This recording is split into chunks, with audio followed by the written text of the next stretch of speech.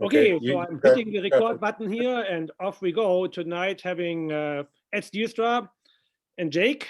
Jake, I've never even met you in person, I think. So tell me a little bit about yourself. Like, what type of races have you run before? From the sounds of it, you and Warren Palfrey know each other from racing. Well, this is my first time meeting Warren in person, but we do have some common races that we've both attended in northern and west central Canada.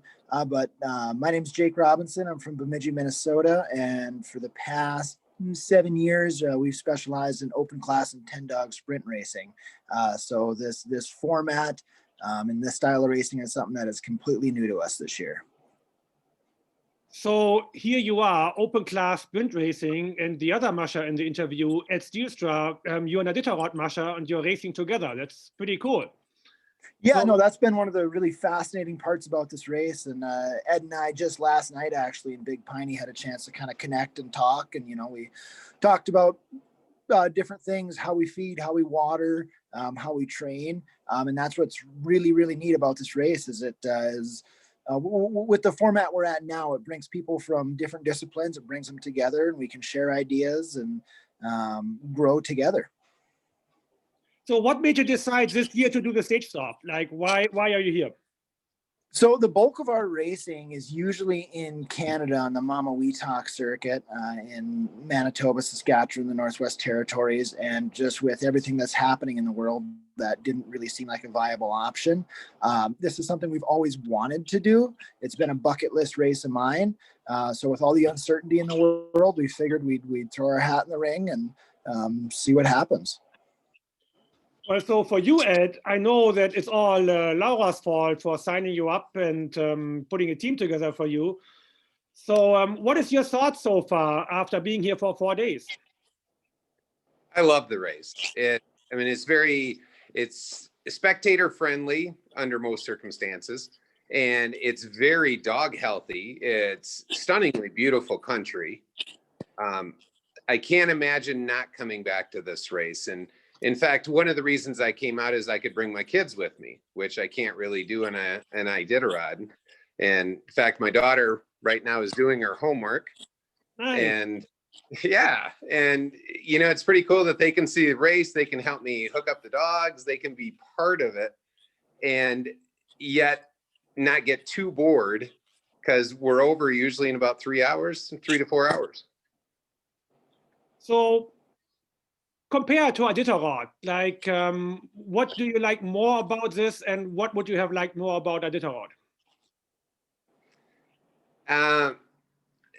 I like Iditarod a lot more for the dog running aspect of it, for the, you know, the team, the camping, it's definitely easier for me to get into a rhythm when you are just with the dogs.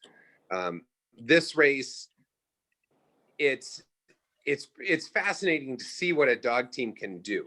I mean, even our furry dogs that we never just loped wide open to see how fast they can go because we may have a 60-miler after a 3-hour rest sort of thing. It's pretty amazing, you know, where we think we really have our dog stroke and then all of a sudden Lena and Annie go flying by us at 4 miles an hour faster. It's impressive what any of these canine athletes can do out here. Yeah, pretty cool. So Jake, who did you talk to before the race of mushers? Did you have anybody giving you advice? And like, what was the preconceived notion of the race? So I solicited advice from a lot of my musher friends who've been out here before. Rachel Courtney is a good friend of mine who's ran here the last 2 years, so I picked her brain a lot. We have a lot of bloodlines and dogs in common. Bud Streeper has really been a good asset just as far as someone to kind of talk to, just about how to train, how to prepare, what to look for, what to do. I reached out to Lloyd Gilbertson, who's been a mentor of mine over the years. As far as preconceived notions goes, this is something that's so beyond the scope of anything we've done in the past that we really came here with no expectations rotations for our own team and own performance. And so far, I've been really, really happy with how my dogs have performed with such a radical concept change. If I were to come back, there's certainly some things I would do differently. So yeah, tell us a little bit about your bloodline. Yeah, so as I mentioned before, we're an open class and 10-dog sprint kennel, specializing in 15 to 25 mile sprint races. So a lot of the bloodlines in my kennel come from Kevin and Raymond Cook, Buddy Streeper, Eddie Streeper, some of the bloodlines from out east, from Samuel LaForce, Justin Fortier. We run a pretty small kennel. Like presently, we only have 25 racing adults. And that was one of the bigger challenges that we had in coming into this race, was having a smaller pool of dogs to look at and bring through the training, especially because, for many of these dogs, Pinedale was the longest they'd ever run in their life. And then today was, another 35 miles, which is, the second longest they've ever run in their life. So it's been a challenge. So what do you think about the pool format? Have you seen that before in other races, or is this the first time where you actually can pick out of a pool? For me, it's the first time where I can pick out of a pool, but there's been a few other races who've adopted it, like the Paw World Championship race in Manitoba is now a 12-dog pool with a 10-dog limit per day, and they kind of modeled that after what happens here at Stage Stop. I think it's a great way to race. I think it's very, very dog forward and very healthy for the athletes to kind of allow that rest and allow that rotation. So I'm a big fan of the pool format. Any dog you have outstanding? Any dog who has run every single stage so far? So far, we've got 2 dogs who have run every single stage. Moby and Weber, they're actually both from Bud and Lena Streeper, and they are hopefully going to go every day here. That's been one of the biggest things that I've noticed in this race is learning the capabilities of the dogs. There's dogs that I brought into this race thinking like, wow, I bet this dog can do 4 or 5 days. And that dog's probably only going to do 1 or 2. There's been many, many other dogs who have stepped up and really surprised me. And it's really cool to see that. It's really cool to see how the athletes develop through the course of the event. And it gives us a new way to gauge performance and gauge capability. So Ed, for you, that must be a whole different ball game. Never mind which dog can run every day. You used to run the same dogs twice or 3 times a day. So what is your thought about all of the different formats here and being able to rotate dogs? We brought a lot of 1-year-olds out here. So with the 1-year-olds, it's fantastic to give them a day off. Now, that being said, I've had a few on my team that I've run every single day so far. They've just been up to it mentally. Physically, we're not too worried. It's more the mental of the driving, eating, running, driving, eating, running. So if I brought an A team here, I don't know if I would like the pool. I mean, it wouldn't hurt anything, but I kind of like running my team with me all the time. I'm sure you understand that a little bit. You get a team developed and you like to keep them a team. Yeah, for me, I never ran with a pool of dogs. Actually, that's wrong. I did Yellowknife way back in the day. But yeah, same here, being a distance musher, I tried to keep them together as long as I could. That being said, as you said, it's nice to give a younger dog a rest, which I guess in a litter rod, we can load him in a sled for a run, but that's not as much fun. Right. Exactly. I had to do that out here. Definitely not fun to put a dog in a bag out here. No. So what advice would you give another rookie who's coming into this race? Definitely for your first Stage Stop, I wouldn't even think about being competitive, because it is maybe if you're coming from Jake's background with a little bit more speed, but it is such a different world out here. That the things the dogs have to be used to are a little different than what we see in Iditarod. The travel for us has been, getting the dogs to feel comfortable in the middle of a city eating, and then the multiple drops a day, the travel, it's just different. And then when you get to the race, the speeds are phenomenal here for us. Probably not for you, Jake.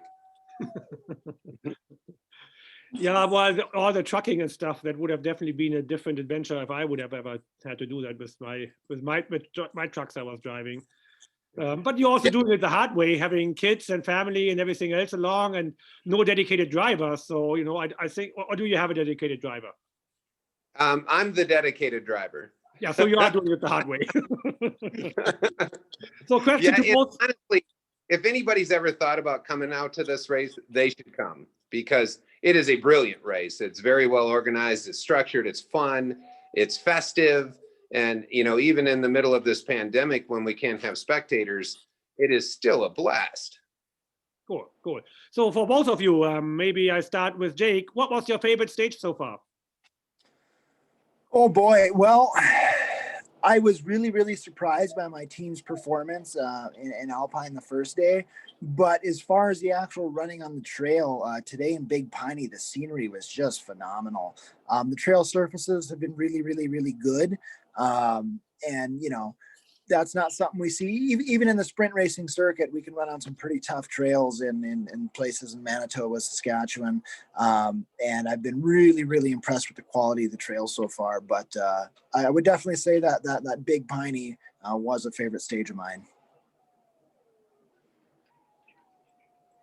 And you, Ed? Oh boy.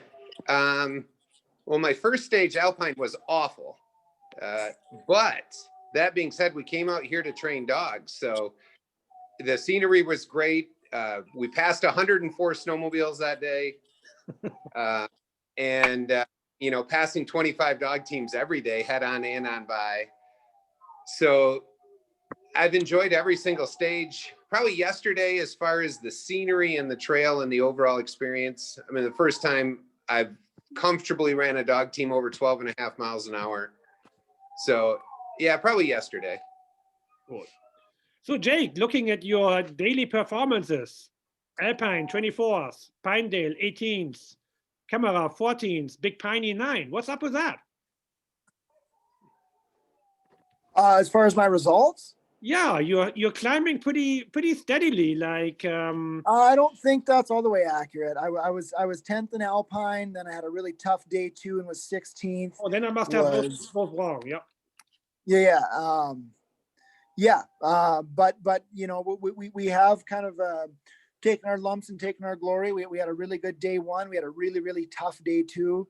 We had an incident with another team that resulted in significant stop time on the trail. Had to load a dog as a result of it, and you know, really, really kind of put a hitch in our giddy up, so to speak, from the kind of finding our rhythm ever since. But as far as my expectations and results, I'm mixing it up with the pack of mushers that I came here to race with.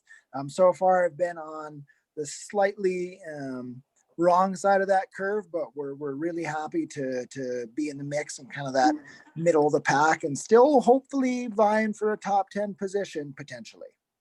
Yeah, I'm seeing this now. I totally had your times mixed up. Sorry about that. No problem. Yeah.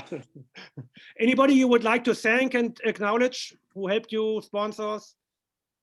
Yeah, I would like to thank my sponsor, Lang Feeds from Minnesota. I'd like to thank all of the mushers who have offered advice and support, and as well as my family, my co-workers, and everyone who's kind of allowing me to be out here at the time. My partner, Shelby Spry, you know, she's back here getting some rest somewhere.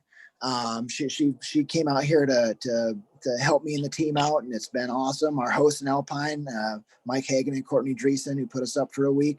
Yeah, it truly does take a village to mush a dog team.